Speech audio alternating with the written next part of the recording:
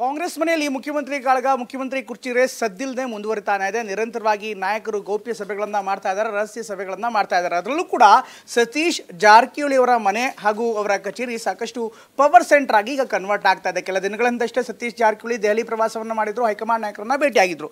ಅದಕ್ಕೂ ಮೊದಲು ಪರಮೇಶ್ವರ್ ಸೇರಿದಂತೆ ಇನ್ನಿತರ ಹಿರಿಯ ನಾಯಕರ ಜೊತೆಗೂ ಕೂಡ ಸತೀಶ್ ಜಾರಕಿಹೊಳಿ ಒಂದು ಸಭೆಯನ್ನು ಮಾಡಿದ್ರು. ಈಗ ಡಿ.ಕೆ. ಸುರೇಶ್ ಕೂಡ ಸತೀಶ್ ಜಾರಕಿಹೊಳಿ ಅವರ ನಿವಾಸಕ್ಕೆ ಇವತ್ತು ಭೇಟಿ ಕೊಟ್ಟು ಹಲವಾರು ವಿಷಯಗಳ ಬಗ್ಗೆ ಚರ್ಚೆ ಮಾಡಿದ್ರು. ಹಾಗಾದ್ರೆ ಅದು ಕೇವಲ ಸರ್ಕಾರದ ಕೆಲಸ ಆಗಿತ್ತಾ, ಇಲಾಖೆ ಕೆಲಸ ಆಗಿತ್ತಾ, ಕ್ಷೇತ್ರದ ಕೆಲಸ ಆಗಿತ್ತಾ, ಅಥವಾ ರಾಜಕೀಯದ ಏನಾದರೂ ಚರ್ಚೆ ಆಗಿದೆಯಾ? ಈ ಸ್ಟೋರಿ ನೋಡೋಣ ಬನ್ನಿ.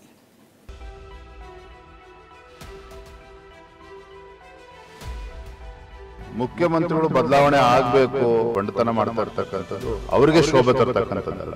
ವಿಜೇಂದ್ರ ಹೇಳಿದ ತಕ್ಷಣ ರಾಜೀನಾಮೆ ಕೊಡ್ತಾರ ಹೈಕಮಾಂಡ್ ಅವರ ವಿಜೇಂದ್ರ ಅವರು. ಸಿದ್ದರಾಮಯ್ಯನವರೇ ಮುಂದಿನ ಅವಧಿಯವರೆಗೂ ಕೂಡ ಅವರೇ ನಮ್ಮ ಮುಖ್ಯಮಂತ್ರಿಗಳಾಗಿರ್ತಾರೆ. 224 ಜನ ಎಲ್ಲರೂ ಆಗಬೇಕು, ಎಲ್ಲರಿಗೂ ಆಸೆ ಇರ್ತದೆ. ಮುಖ್ಯಮಂತ್ರಿಗಳ ಆಕಾಂಕ್ಷಿಗಳು ಯಾರಿದ್ದಾರೆ ಅವರೇ ಬಹಳ ಅವಸರದಲ್ಲಿದ್ದಾರೆ ಈ ಮುಖ್ಯಮಂತ್ರಿ ತೆಗೆಸಲು. ಭೇಟಿ ಮೇಲೆ ಭೇಟಿ, ಆಟದ ಮೇಲೆ ಆಟ, ಸಾಲು ಸಾಲು ಸೀಕ್ರೆಟ್ ಮೀಟಿಂಗ್. ಮುಡಾ ಹಗರಣದ ಬೆನ್ನಲ್ಲೇ ರಾಜ್ಯ ರಾಜಕಾರಣದಲ್ಲಿ ಮಹತ್ತರ ಬೆಳವಣಿಗೆಯಾಗುವ ಮುನ್ಸೂಚನೆ ಸಿಕ್ತಿದೆ. ಸುಂಟರಗಾಳಿಯ ಸಣ್ಣದೊಂದು ಸುಳಿ ಶುರುವಾಗಿದೆ. ಯಾಕಂದ್ರೆ ಪ್ರಸ್ತುತ ಕಾಂಗ್ರೆಸ್ ಪಾಲಿಗೆ ಈ ದಿನಗಳು ಸರಳವಾದ ದಿನಗಳಲ್ಲ. ಗೊಂದಲದ ಗೂಡಾಗಿರುವ, ಮುಂದೇನು ಅನ್ನೋ ಪ್ರಶ್ನೆಗಳ ಬೆಟ್ಟವನ್ನೇ ಹೊತ್ತಿರುವ ಕಾಂಗ್ರೆಸ್ನಲ್ಲಿ ದಿನಕ್ಕೊಂದು ಬೆಳವಣಿಗೆ ನಡೀತಿದೆ. ಅದರ ನಡುವೆ ತಣ್ಣನೆಯ ತಂತ್ರಗಾರಿಕೆಯ ಚತುರ ಸತೀಶ್ ಜಾರಕಿಹೊಳಿ ಪವರ್ ಸೆಂಟರ್ ಆಗಿ ಬದಲಾಗಿದ್ದಾರೆ. ಒಂದ್ ಕಡೆ ವಿಜಯೇಂದ್ರ, ಮತ್ತೊಂದು ಕಡೆ ಡಿ.ಕೆ. ಸುರೇಶ್ ಇಬ್ಬರ ಭೇಟಿ ಮಾತುಕತೆಯ ಸೆಂಟರ್ ಆಗಿದ್ದು ಸತೀಶ್ ಜಾರಕಿಹೊಳಿ.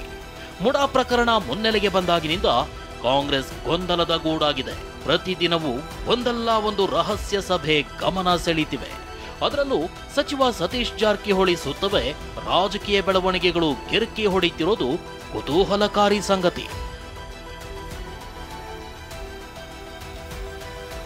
ಲೋಕೋಪಯೋಗಿ ಸಚಿವ ಸತೀಶ್ ಜಾರಕಿಹೊಳಿ ಮೊನ್ನೆಯಷ್ಟೇ ಎಐಸಿಸಿ ಅಧ್ಯಕ್ಷ ಮಲ್ಲಿಕಾರ್ಜುನ ಖರ್ಗೆಯನ್ನ ಭೇಟಿಯಾಗಿದ್ರು. ಅದಕ್ಕೂ ಮೊದಲು ಪರಮೇಶ್ವರ್, ಮಹದೇವಪ್ಪ ಮತ್ತು ಸತೀಶ್ ಜಾರಕಿಹೊಳಿಯ ರಹಸ್ಯ ಸಭೆ ಕಾಂಗ್ರೆಸ್ ಪಾಳಯದಲ್ಲಿ ಸಂಚಲನ ಸೃಷ್ಟಿ ಮಾಡಿತು. ಇದೀಗ ಬೆಳ್ಳಂಬೆಳಗ್ಗೆ ಬಿಜೆಪಿ ರಾಜ್ಯಾಧ್ಯಕ್ಷ ವಿಜಯೇಂದ್ರ ಸತೀಶ್ ಜಾರಕಿಹೊಳಿ ನಿವಾಸಕ್ಕಾಗಮಿಸಿ ಭೇಟಿ ಮಾಡಿದ್ದು ಹೊಸ ಚರ್ಚೆಗೆ ನಾಂದಿ ಹಾಡಿದೆ. ಹೇಳಿ ಕೇಳಿ ವಿಜಯೇಂದ್ರ ನೇತೃತ್ವದ ಬಿಜೆಪಿ ಸಿದ್ದರಾಮಯ್ಯ ರಾಜೀನಾಮೆಗೆ ಪಟ್ಟು ಹಿಡಿದು ಕೂತಿದೆ.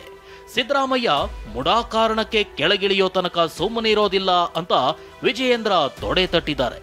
ಇಂಥ ಹೊತ್ತಲ್ಲಿ ವಿಜಯೇಂದ್ರ ಸತೀಶ್ ಜಾರಕಿಹೊಳಿ ಭೇಟಿ ರಾಜಕೀಯ ಕಾರಣಕ್ಕೆ ಸಂಶಯದ ಬೀಜ ಬಿತ್ತಿದೆ. ಸತೀಶ್ ಜಾರಕಿಹೊಳಿ ಭೇಟಿಯಾಗಿರೋ ವಿಜಯೇಂದ್ರ ಶಿಕಾರಿಪುರದ ಟೋಲ್ಗೇಟ್ ತೆರವು ಸಂಬಂಧ ಕ್ಷೇತ್ರದ ಮುಖಂಡರ ಜೊತೆ ಭೇಟಿಯಾಗಿ ಮನವಿ ಸಲ್ಲಿಕೆ ಮಾಡಿದ್ರು. ಅದರ ಜೊತೆಗೆ 5 ನಿಮಿಷ ಪ್ರತ್ಯೇಕವಾಗಿ ಮಾತನಾಡಿದ್ರು. ಈ ಹಿಂದೆ ಕಾಂಗ್ರೆಸ್ನಲ್ಲಿ ಮಹಾರಾಷ್ಟ್ರ ಮಾಡೆಲ್ನ ಏಕನಾಥ್ ಶಿಂದೆ ಒಬ್ಬರಿದ್ದಾರೆ ಅನ್ನೋ ಊಹಾಪೋಹದ ಹೇಳಿಕೆಗಳಿಗೆ ಇವತ್ತಿನ ಭೇಟಿ ಚರ್ಚೆಯ ವಸ್ತುವಾಗುವಂತೆ ಮಾಡಿದೆ. ಮುಖ್ಯಮಂತ್ರಿಗಳು ಬದಲಾವಣೆ ಆಗಬೇಕು, ಆರೋಪಿ ಸ್ಥಾನದಲ್ಲಿರ್ತಕ್ಕಂಥ ಸಿದ್ದರಾಮಯ್ಯನವರು ತಮ್ಮ ಸ್ಥಾನಕ್ಕೆ ರಾಜೀನಾಮೆ ಕೊಟ್ಟು ಒಂದು ಪಾರದರ್ಶಕವಾಗಿರ್ತಕ್ಕಂಥ ತನಿಖೆಗೆ ಅವಕಾಶನ ಮಾಡಿಕೊಡ್ಬೇಕು ಅನ್ನೋ ಆಗ್ರಹವನ್ನ ಭಾರತೀಯ ಜನತಾ ಪಾರ್ಟಿ ನಿರಂತರವಾಗಿ ಮಾಡ್ಕೊಂಡು ಬರ್ತಾ ಇದ್ದಾರೆ. ಮುಖ್ಯಮಂತ್ರಿಗಳು ಬಂಡತನ ಮಾಡ್ತಾ ಇರ್ತಕ್ಕಂಥದ್ದು ಅವರಿಗೆ ಶೋಭೆ ತರ್ತಕ್ಕಂಥದ್ದಲ್ಲ. ಹೀಗೆ ಪವರ್ ಸೆಂಟರ್ ಆದ ಸತೀಶ್ ಜಾರಕಿಹೊಳಿ ಸಾಲು ಸಾಲು ಮೀಟಿಂಗ್ ಮಾಡಿದ್ರೆ ಅದರ ನೇರ ಪರಿಣಾಮ ತಟ್ಟೋದು ಡಿ.ಕೆ. ಬ್ರದರ್ಸ್ಗೆ. ಸಿಎಂ ಸ್ಥಾನದ ಮೇಲೆ ಕಣ್ಣು ನೆಟ್ಟಿರುವ ಡಿ.ಕೆ. ಬ್ರದರ್ಸ್ಗೆ ಸತೀಶ್ ಜಾರಕಿಹೊಳಿಯೇ ನೇರ ಕಾಂಪಿಟೇಟರ್.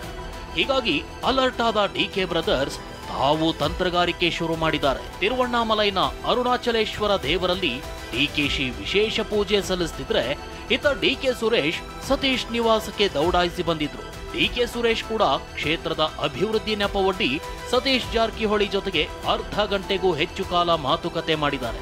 ತಮ್ಮ ಸ್ಟ್ರಾಟಜಿಯ ಭಾಗವಾಗಿ ಸತೀಶ್ ಭೇಟಿ ಮಾಡಿದ ಸುರೇಶ್ ಸಿದ್ದರಾಮಯ್ಯ ಅವರೇ ಈ ಅವಧಿಯ ಪೂರ್ಣ ಸಿಎಂ ಅಂತ ಪುನರುಚ್ಚರಿಸಿದ್ದಾರೆ. ನಾಯಕತ್ವದ ಪ್ರಶ್ನೆ ಚರ್ಚೆ ಇಲ್ವೇ ಇಲ್ಲ.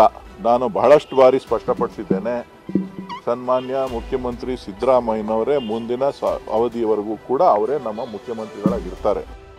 ಇನ್ನು ಈ ಎಲ್ಲಾ ಬೆಳವಣಿಗೆಗಳ ಬಗ್ಗೆ ಪ್ರಶ್ನೆ ಕೇಳಿದ್ದಕ್ಕೆ ಸತೀಶ್ ಜಾರಕಿಹೊಳಿ ಹೇಳಿದ್ದು ಹೀಗೆ. ಸಿಎಂ ಆಸೆ ಇದೆಯಾ ನಿಮ್ಗೆ ಸಿಎಂ ಆಗ್ಬೇಕು ಅಂತ? ಒಂಥರ ಆಪ್ಷನ್ ಓಪನ್ ಆದ್ರೆ ನೀವು ರೆಡಿ ಇದ್ದೀರಾ? 224 ಜನ ಎಲ್ಲರೂ ಆಗ್ಬೇಕಂತ ಎಲ್ಲರಿಗೂ ಆಸೆ ಇರ್ತದೆ. 224 ನಿಮ್ಗೆ 224 ಅಲ್ಲೇ ನಾನು ಬಂದೆ. ನೆಕ್ಸ್ಟ್ ಮಂತ್ರಿ ಆದ್ಮೇಲೆ ಸೀನಿಯಾರಿಟಿ ಆದ್ಮೇಲೆ ಡಿ ಸಿ ಎಂ ಆದ್ಮೇಲೆ ಸಿ ಎಂ ಮುಗಿದ್ಮೇಲೆ ಕೇಂದ್ರ ಸಚಿವರು 6ನೇ ಸ್ಟೆಪ್. ಅದು ಹಿಂಗೆ ಅವರ ಆಸೆ ಇಟ್ಕೊಂಡು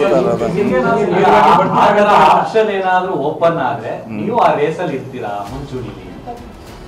ನೋಡಿ, ಆ ಸನ್ನಿವೇಶ ಬರಲ್ಲ ಅಂತ ನಾವು ಹೇಳ್ತಾ ಇದೀವಿ. ಈಗೆಲ್ಲ ರಾಜೀನಾಮೆ ಕೊಟ್ಟ ಮೇಲೆ ಪ್ರೂವ್ ಆದ್ಮೇಲೆ ಇದು ಪ್ರಶ್ನೆ ಅದು ಬರೋಲ್ಲ ಅಂತ ನಾವು ಹೇಳ್ತಾ ಇದೀವಿ ಪದೇ.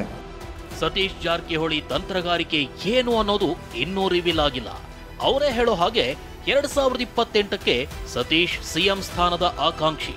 ಆದ್ರೆ ಸದ್ಯ ಗೊಂದಲಗಳ ಅಲೆಗಳ ನಡುವೆ ತೇಲ್ತಿರೋ ಕಾಂಗ್ರೆಸ್ ದೋಣಿಗೆ ಹುಟ್ಟು ಹಾಕುವ ಅಂಬಿಗನಂತೆ ಸತೀಶ್ ಭಾಸವಾಗ್ತಿದ್ದಾರೆ. ಪ್ರಸನ್ನ ಗಾಂವ್ಕರ್, TV9 ಬೆಂಗಳೂರು.